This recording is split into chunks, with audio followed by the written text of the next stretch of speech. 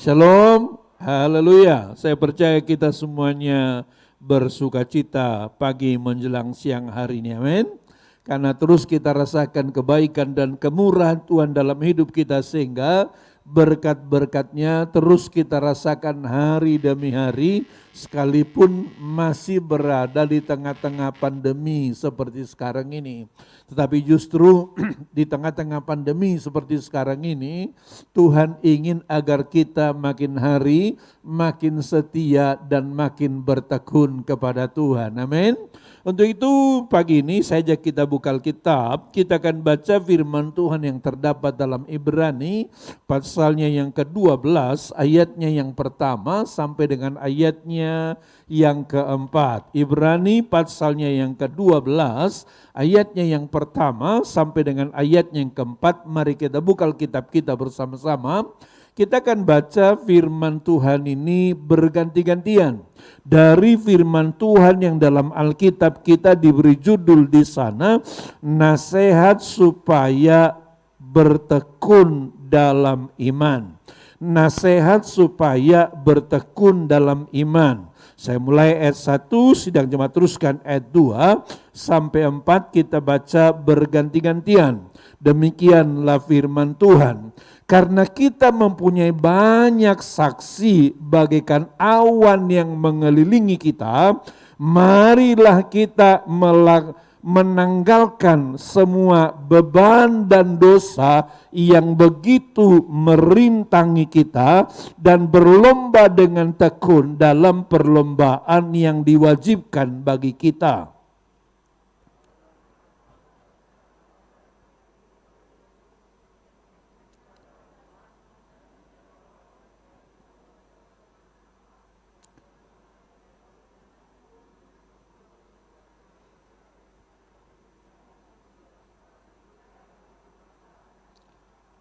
Ingatlah selalu akan Dia yang tekun menanggung bantahan sehebat itu terhadap dirinya dari pihak orang-orang berdosa, supaya jangan kamu menjadi lemah dan putus asa.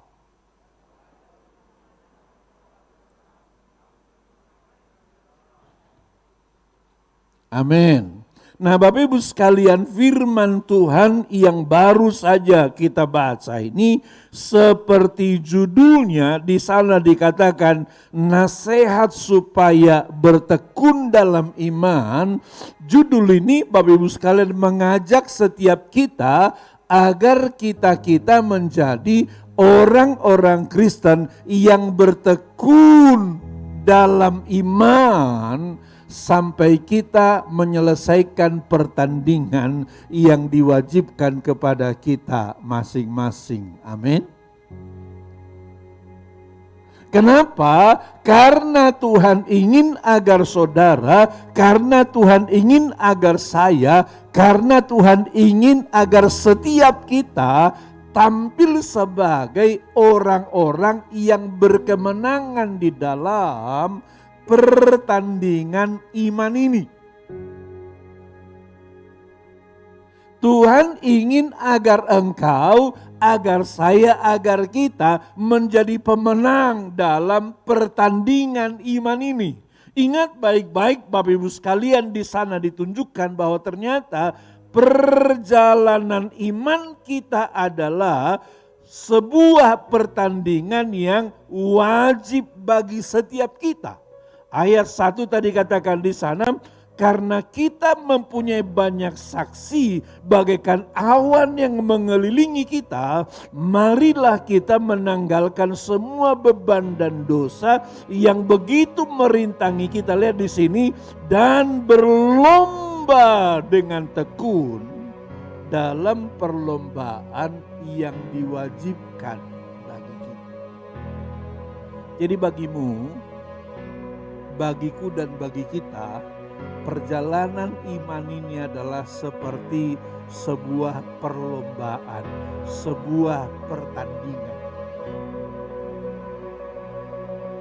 Pertandingannya bukan lari 100 meter,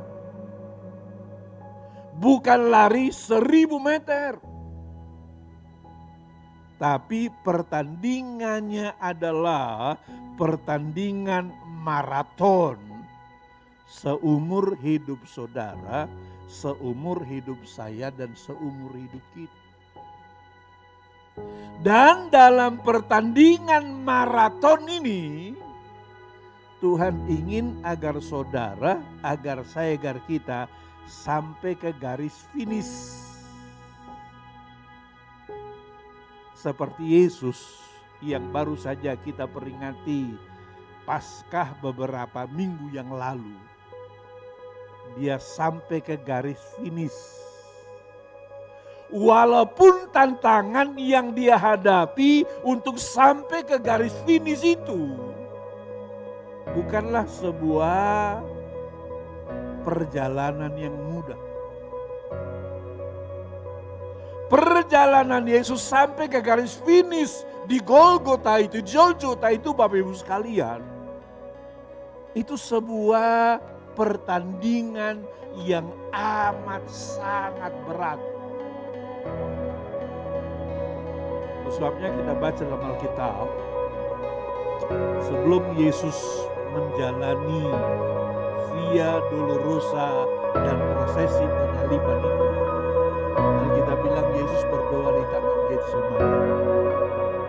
Di puncak doanya itu, dia bilang begini, Bapa kalau boleh, lalukanlah sawan ini daripadaku. Kenapa terungkap kata-kata Bapa kalau boleh, lalukanlah sawan ini daripadaku? Menurut para ahli perjanjian baru, Yesus sudah lihat dalam vision, dalam penglihatan. Kira-kira seperti apakah jalan sengsara besok yang akan dia jalani?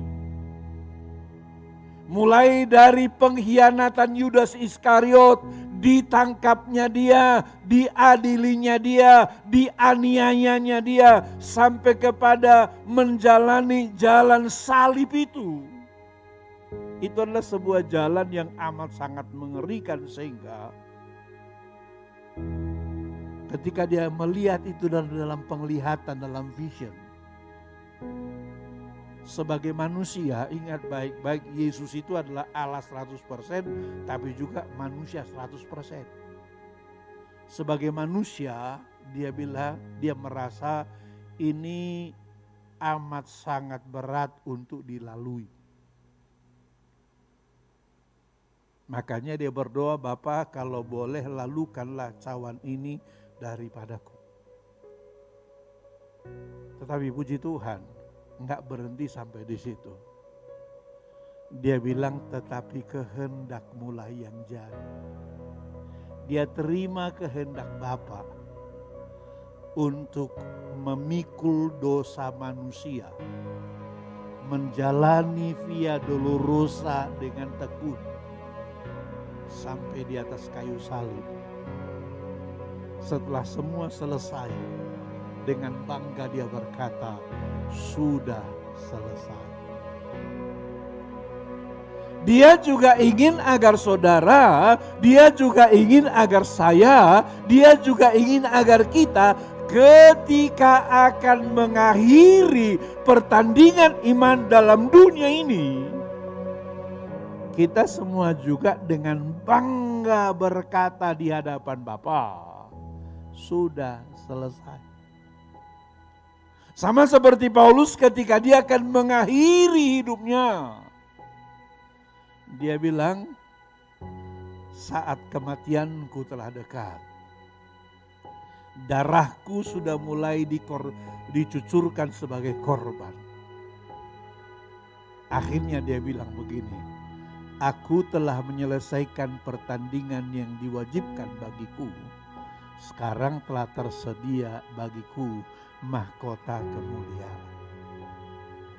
Tuhan mau agar engkau begitu, Tuhan mau agar saya begitu, Tuhan mau agar kita begitu, sampai nanti akhir hidup kita, semua kita berkata, aku telah menyelesaikan pertandingan yang diwajibkan bagiku.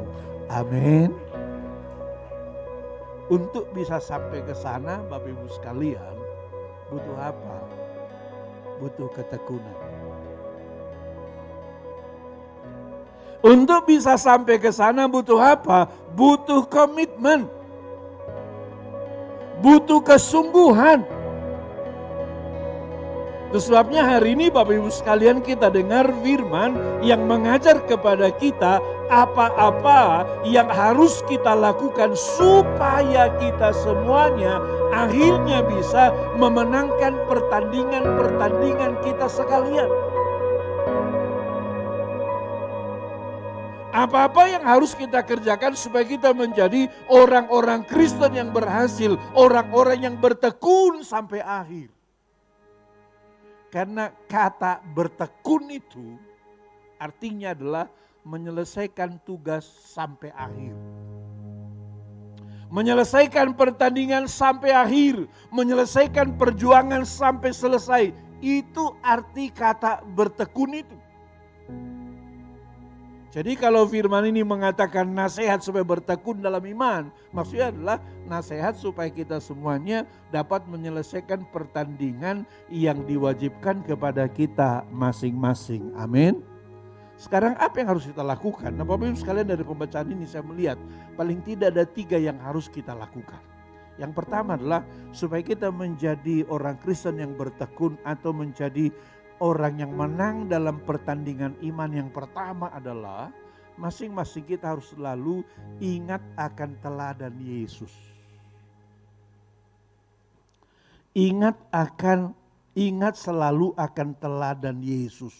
Ayat 3 tadi bacaan kita, ingatlah selalu akan Dia yang tekun menanggung bantahan sehebat itu terhadap Dia dari pihak orang-orang berdosa, supaya kamu jangan menjadi lemah dan putus asa.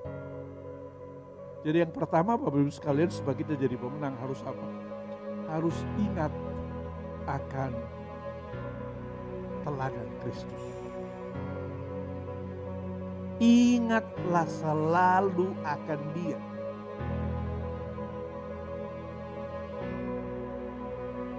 Ketika ingat selalu akan Dia, Alkitab bilang penderitaanmu, penderitaanku, penderitaan kita itu belum ada apa-apanya dibandingkan dengan penderitaan yang dialami oleh Yesus. Ayat 4 berkata tadi, dalam pergumulanmu, dalam pergumulan kamu melawan dosa, kamu belum sampai mencucurkan darah. Yesus sudah, kita belum. Paling kita mungkin katakanlah, ya bergumul, ya merasa berat, ya merasa sulit, ya merasa ini itu dan lain sebagainya. Tapi Yesus dikatakan apa? Dia sudah mencucurkan darah. Jadi saudara, jadi saya, jadi kita tidak boleh mudah menyerah. Banyak orang sekarang Bapak Ibu sekalian saya temukan mulai menyerah. Dia bilang, Pak Pendeta, ternyata susah Pak jadi orang Kristen itu Pak. Pak Pendeta, susah Pak jadi hamba Tuhan itu Pak. Susah Pak jadi pendeta itu Pak. Kita udah berjuang sedemikian rupa, nggak ada penghargaan Pak.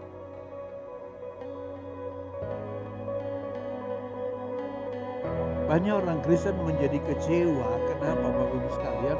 Karena mereka masih mengharapkan penghargaan manusia, penghargaan dunia ini.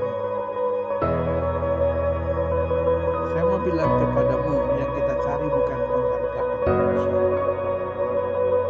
Yang kita cari adalah upah yang akan Tuhan berikan bagi setiap kita dalam kerajaan yang kekal selama-lamanya. Amin, tepuk tangan bagi Tuhan Yesus. Makanya saudara, kalau hari ini engkau merasa begitu sulit, begitu berat, dan tidak ada orang yang menghargai perjuangan saudara, mungkin saudara perlu change your focus, rubah fokusmu. Kalau selama ini kau berfokus kepada penghargaan manusia misalnya katakanlah, sekarang mungkin saudara perlu berubah fokus. Lihat Yesus. Lihat Yesus. Ingat Yesus dikatakan di sana. Ingatlah selalu akan Dia. Lihat juga bahwa persoalanmu, persoalanku dan persoalan kita belum ada apa-apanya dibandingkan dengan pergumulan yang dipikul Yesus. Jadi jangan pernah berpikir masalahku terlalu berat Pak, persoalanku terlalu berat Pak, pergumulanku terlalu berat Pak. Belum. Apa yang dipikul Yesus masih jauh lebih berat dari apa yang kau pikul. Apa yang ditanggung Yesus masih jauh lebih besar dari apa yang kau tanggung. Jadi jangan pernah berkata bebanku terlalu berat, persoalanku terlalu berat, masalahku terlalu berat. Belum. Makanya lihat Yesus. Jangan lihat orang lain, orang itu enak-enak aja kok, nggak ada masalah kayaknya dia. Enggak. Itu yang pertama yang harus kita lakukan supaya kita bisa menjadi orang Kristen yang berhasil sampai akhir. Yang kedua, supaya kita menjadi orang Kristen yang bertekun sampai akhir. Yang kedua, kita harus selalu ingat akan janjinya. Tadi ingat akan Yesusnya, Bapak Ibu sekalian, bagaimana dia telah bergumul, sekarang ingat kepada apa yang Yesus janjikan. Saudara, ternyata kepada kita orang percaya ini Tuhan janjikan janji yang luar biasa. Coba buka Alkitab saudara, Yohanes pasalnya yang ke-14 ayatnya yang ke-12. Supaya saudara tidak merasa lemah, tidak merasa kecil, tidak merasa tidak berdaya. Lihat di sana saudara. Ternyata Yesus menjanjikan hal yang luar biasa kepada kita orang-orang percaya ini. Di sana Yesus katakan, Yohanes 14 ayat yang ke-12 dia berkata begini.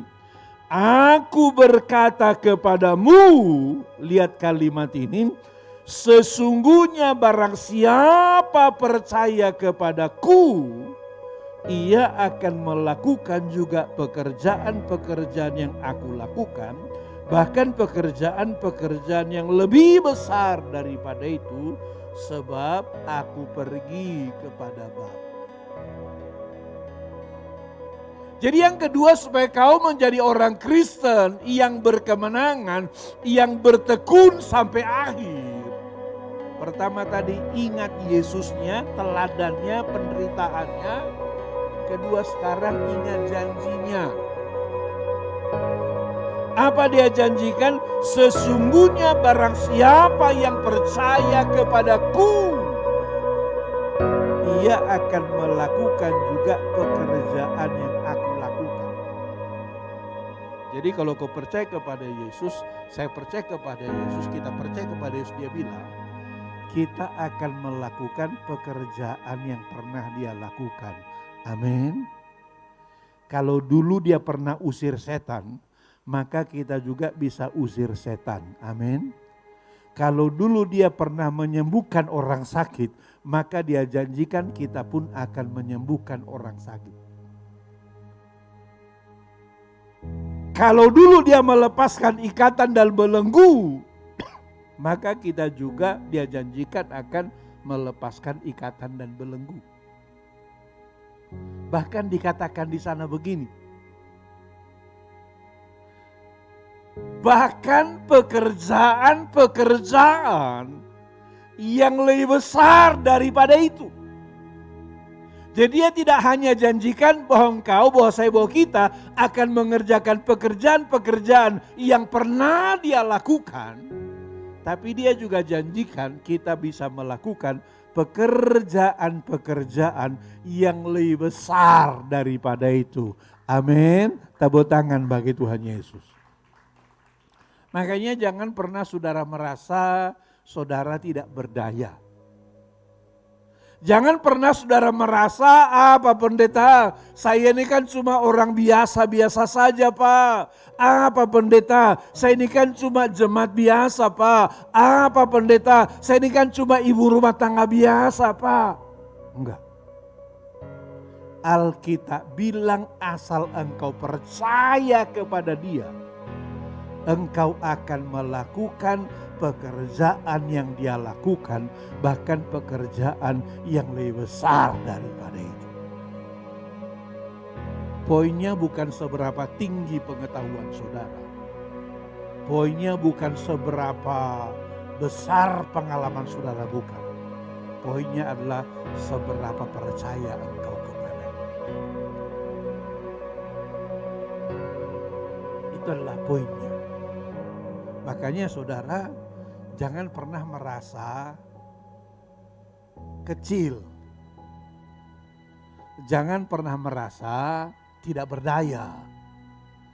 Jangan pernah merasa tidak mampu. Kenapa? Karena rasa tidak mampu itulah yang seringkali membelenggu kita. Makanya kita mesti kalahkan perasaan tidak mampu itu. Karena saya menemukan dalam Alkitab, Bapak Ibu sekalian, memang nabi-nabi besar dalam perjanjian lama juga pada awalnya juga punya perasaan tidak mampu. Tapi ketika mereka kalahkan perasaan tidak mampunya itu, mereka tampil sebagai orang-orang yang luar biasa, punya kemampuan dan punya kapasitas yang luar biasa. Kita kenal misalnya seperti Nabi Musa. Musa itu adalah orang yang dipakai Tuhan luar biasa, bisa memimpin orang Israel dari Mesir masuk ke tanah Kanaan, melewati kesulitan yang luar biasa, pertentangan yang luar biasa. Tapi ternyata awalnya Musa itu juga adalah orang yang minder juga. Kalau saudara baca dalam kitab Keluaran pasalnya yang ke-4 ayat yang ke-10, ketika Tuhan suruh Musa bawa orang Israel keluar dari Mesir, jadi Tuhan kan menampakkan diri kepadanya dalam semak belukar yang terbakar itu.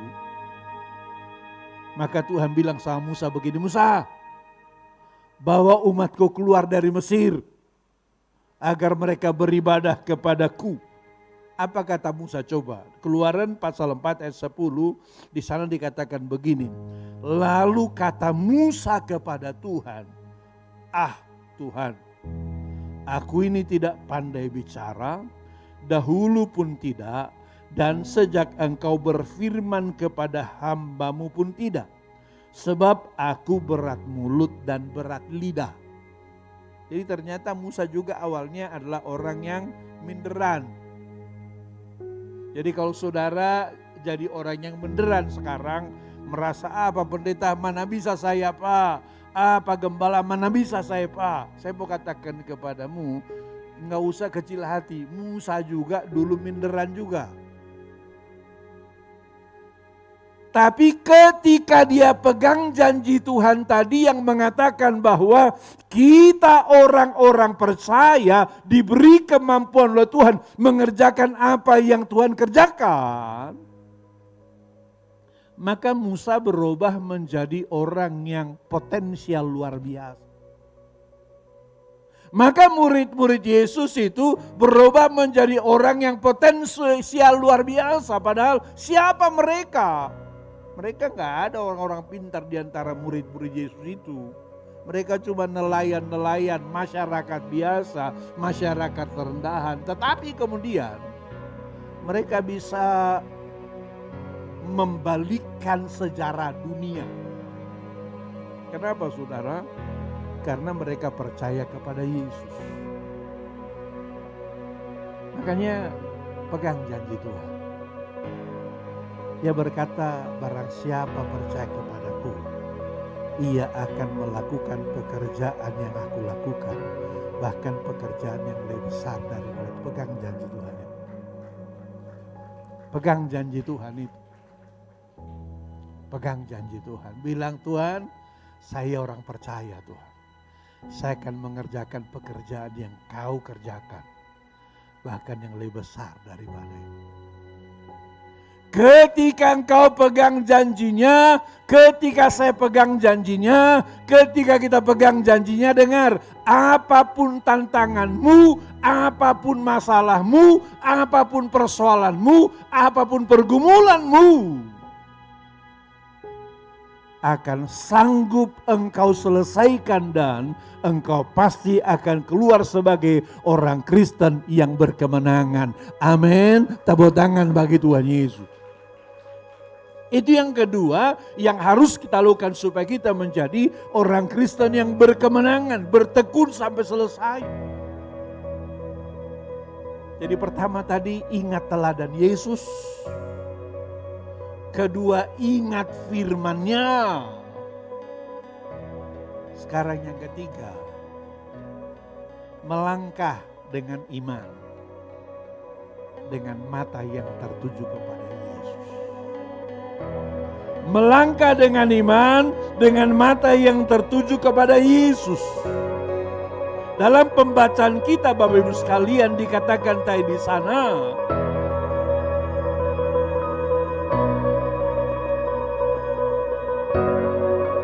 lihat Alkitab kita tadi dikatakan di sana, ayat 2, marilah kita melakukannya dengan mata yang tertuju kepada Yesus. Marilah kita melakukannya dengan mata yang tertuju kepada Yesus yang memimpin kita dalam iman dan yang membawa iman kita itu kepada kesempurnaan. Jadi ini yang ketiga. Mari kita melangkah dengan iman. Mari kita hidup. Mari kita berjalan dalam dunia ini. Dengan apa saudara? Dengan mata yang tertuju kepada Yesus. Tadi kita udah nyanyi, mataku tertuju padamu. Mata kita tertuju kepada Yesus. Alkitab bilang, ketika matamu tertuju kepada Yesus, Ia akan memimpin engkau kepada iman. Dan membawa imanmu itu kepada kesempurnaan. Problem kita seringkali adalah mata kita enggak tertuju kepada Yesus. Mata kita tertuju kepada manusia. Dia udah lebih lama jadi orang Kristen dari saya tuh, buktinya jatuh juga dia. Kita jadi lemah kenapa? Mata kita tertuju kepada orang lain. Mata kita tertuju kepada pendeta. Itu pendeta aja, sekarang udah malas-malasan kuliah dia. Kita jadi lemah kenapa? Mata kita tidak tertuju kepada Yesus. Saudara, saya bilang kepada kita, siapapun dia, selama dia manusia, gak sempurna dia. Walaupun tentu bukan berarti lalu kita para hamba Tuhan bela diri dengan berkata, saya gak sempurna, dosa ya namanya juga gak sempurna, gak begitu. Kita juga hamba-hamba Tuhan juga harus berusaha sekuat tenaga untuk apa? Untuk menjadi teladan bagi jemaat. Nggak bisa juga kita berkelit di balik, kan gak sempurna Pak. Bukan gitu. Satu sisi kita berusaha jadi teladan sekuat tenaga. Tapi tetap kita sadar, kita adalah manusia yang tidak sempurna. Jadi jangan saudara arahkan matamu kepada manusia. Kenapa? Nanti kau akan kecewa.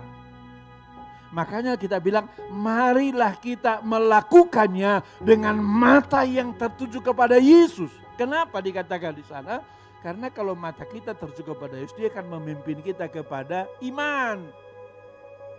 Dan akan membawa iman kita itu kepada kesempurnaan. Kenapa? Yesus ya sempurna, dia bisa bawa kita kepada kesempurnaan. Manusia nggak sempurna sehingga dia nggak bisa bawa kita kepada kesempurnaan. Jadi saya melihat saudara, 3 hal inilah yang perlu kita lakukan supaya apa? Supaya kita ini bisa menjadi orang-orang yang bertekun sampai akhir.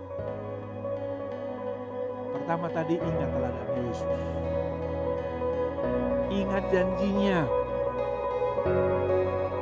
Dan melangkah terus dalam hidup. Dengan mata yang tertuju kepada Yesus.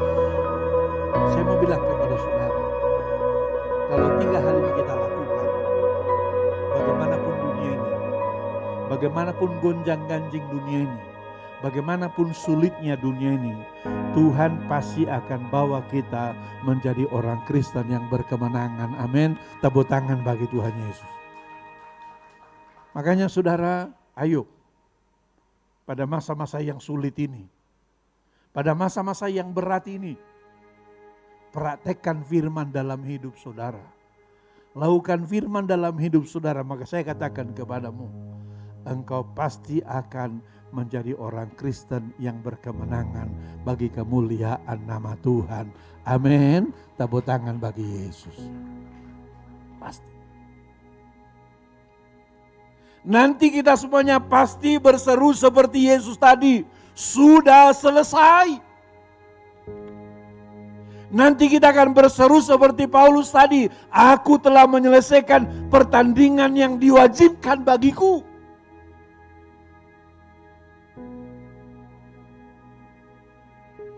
Kita nanti akan berseru seperti itu.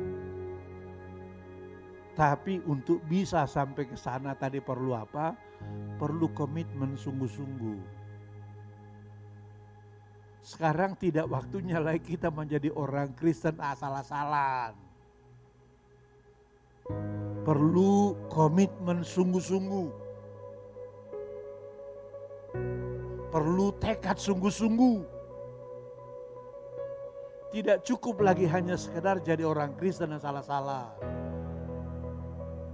Harus jadi orang Kristen yang full komitmen dengan Tuhan.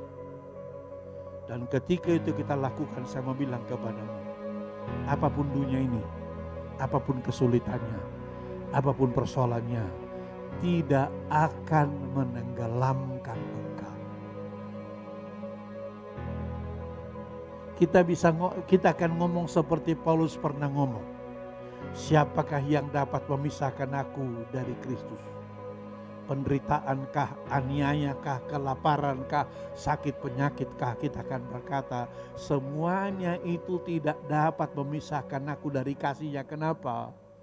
Karena engkau sudah rasakan kasih-Nya yang luar biasa. Dan engkau sudah komit hidup dalam Tuhan. Maka kemenangan yang luar biasa pasti menjadi bagian saudara. Amin. Tepuk tangan bagi Yesus. Amin. Demikian firman Tuhan.